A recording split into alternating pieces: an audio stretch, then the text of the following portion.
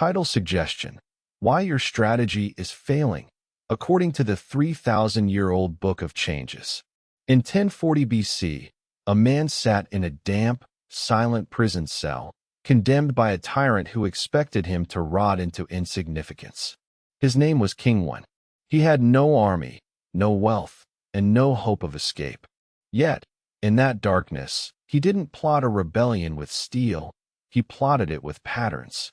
He took 64 ancient symbols and wove them into a system of logic so profound that it would later guide the hand of Confucius, the strategy of the greatest Silk Road merchants, and eventually, the very foundations of modern binary code.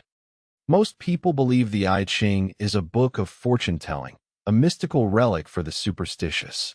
They are wrong. The most successful leaders in history understood a secret that you are likely ignoring. You cannot control the wind, but you can absolute master the sails. King Wen didn't predict the future. He decoded the rhythm of change itself. While his captors were obsessed with holding on to power, Wen was busy understanding why that power was destined to slip through their fingers. You are currently facing a decision that feels heavy. You are looking for an answer in the data, in the spreadsheets, or in the advice of your peers. But the I Ching suggests that you are looking at a snapshot when you should be looking at a movie. Today, we are going to stop guessing and start seeing the invisible lines of force that govern your life, your career, and your next big move. To understand the I Ching, you must first discard everything you think you know about winning. In the Western mind, we are taught that progress is a straight line. We want to go from point A to point B as fast as possible.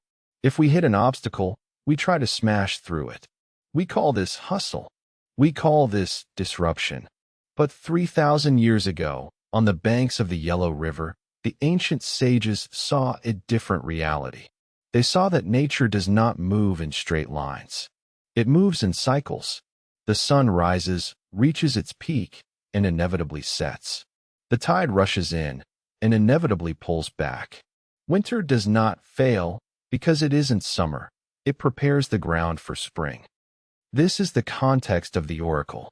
The I Ching, or the Book of Changes, was born during the transition from the Shang dynasty to the Zhou dynasty. It was a time of total systemic collapse.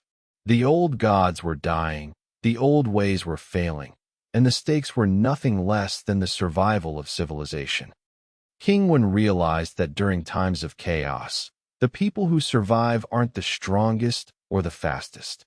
They are the ones who are most in sync with the current timing. Look at the world today. We see companies like Nokia or Kodak that were titans of their industry, only to vanish because they refused to acknowledge that the season had changed. We see leaders who double down on failing strategies because they mistake stubbornness for strength. Did you know that Carl Jung, the father of analytical psychology, spent 30 years studying the I Ching because he realized it provided a map of the human subconscious that modern science couldn't match? He called it synchronicity, the idea that there is no such thing as a coincidence, only patterns we aren't yet wise enough to read. Tonight, we sit at the feet of the sage. We are not here to ask what will happen. We are here to ask what is already happening beneath the surface of our awareness. Let us look at the first core teaching of the oracle, found in the very first hexagram. Sin, the creative. The text says, the creative works sublime success, furthering through perseverance. Note that it does not say success through aggression. It says perseverance. In plain language, the creative represents the pure energy of the beginning. It is the entrepreneur with a new idea. It is the artist with a blank canvas. It is the raw, masculine force of doing. But the sage warns us that energy without a container is just an explosion. You may have all the passion in the world, but if you do not have the perseverance, the structural integrity to stay the course when the initial excitement fades, you have nothing. Consider the early days of Amazon. Jeff Bezos didn't just have a creative idea to sell books. He had the grim, relentless perseverance to endure years of losses while building an infrastructure that no one else could match. He was in alignment with the creative because he understood that this sublime success only comes to those who can hold the vision while the world calls them a fool. The actionable principle is this: raw energy is a liability unless it is directed by a disciplined will. If you are starting something new this week, ask yourself if you are in love with the idea or if you are prepared for the perseverance. What if I told you that the most dangerous position you can be in is total victory? The I Ching teaches that when a force reaches its absolute peak, it has nowhere to go but down. This is the law of the reversal. This brings us to the second teaching, hexagram 29, can, the abysmal, or water. The quote is, "Water flows on uninterruptedly and reaches its goal. It flows through all the dangerous places, never losing its own nature." This is the masterclass in decision-making during a crisis. When we are in the abysmal, a season of loss, a lawsuit, a failing marriage, a market crash, our instinct is to freeze or to fight the current. The sage tells us to be like water. Water doesn't argue with the rock in its path. It doesn't try to push the mountain out of the way. It simply finds the lowest point, the path of least resistance, and continues to move. It reaches its goal because it is sincere. In the ancient text, sincerity means staying true to your core purpose even when the environment is hostile. Look at how Netflix handled the transition from DVD by mail to streaming. They were at the top of their game, but they saw the abysmal gap coming. They didn't try to protect their old business model. They allowed the old model to flow away so they could occupy the new space. They moved through the danger by refusing to cling to the past. The actionable principle: in times of crisis, do not waste energy attacking the obstacle. Focus entirely on maintaining your momentum and your core identity.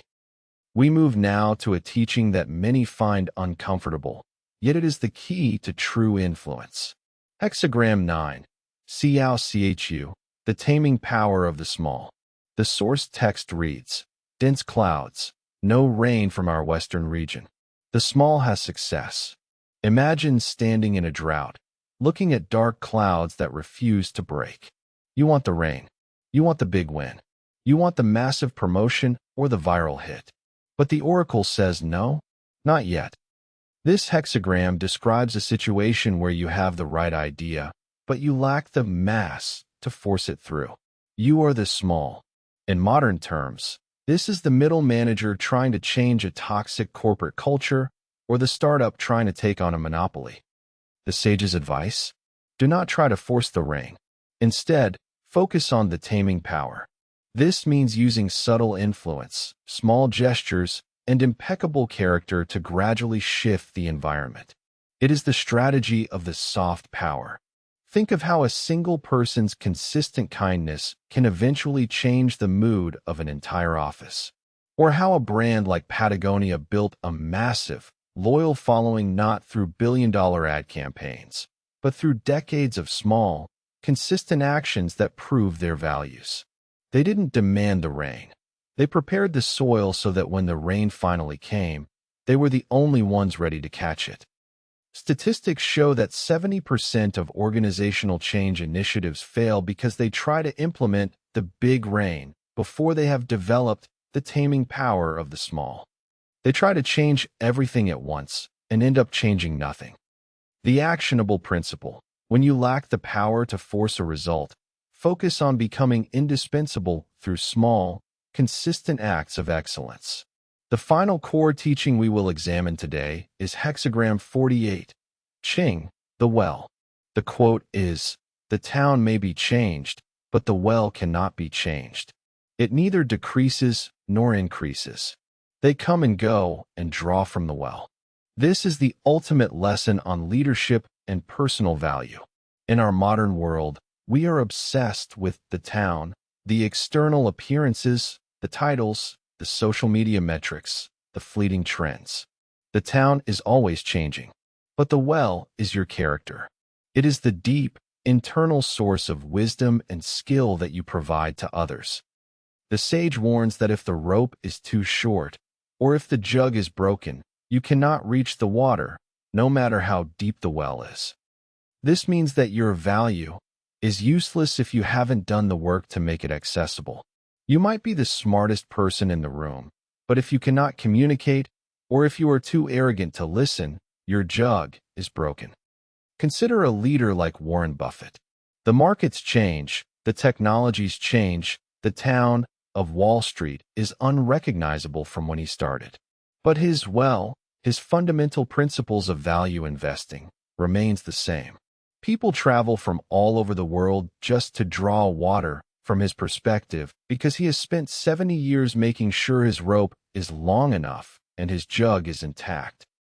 The actionable principle: stop worrying about the town of your reputation and start deepening the well of your character and competence. Now, we must bridge the gap between ancient philosophy and your Monday morning. The I Ching is not a book to be read. It is a tool to be used. If you want to integrate this wisdom into your life, you must act. Here are 3 specific applications for your week ahead. First, the 24-hour wait for the Tao rule. This applies to hexagram 5, Su, waiting. This week, when you receive an email that makes your blood boil, or when you are pressured to make a limited time offer investment, do nothing. The sage says, waiting in the sand. There is some gossip. The end brings good fortune. The sand is a place where you cannot yet build, but you are close to the water. Most mistakes are made in the heat of the gossip, the noise of the moment. By waiting 24 hours, you allow the silt of your emotions to settle. You will find that the correct action often reveals itself without you having to struggle.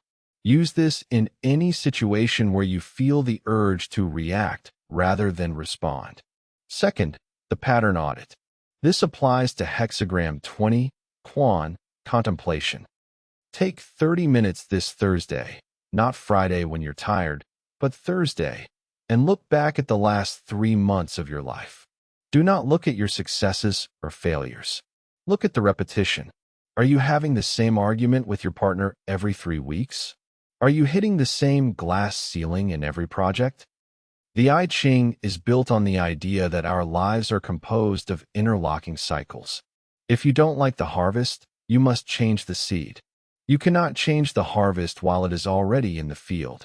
Identify one negative loop and ask yourself, what is the very first step in this cycle, and how can I refuse to take it next time?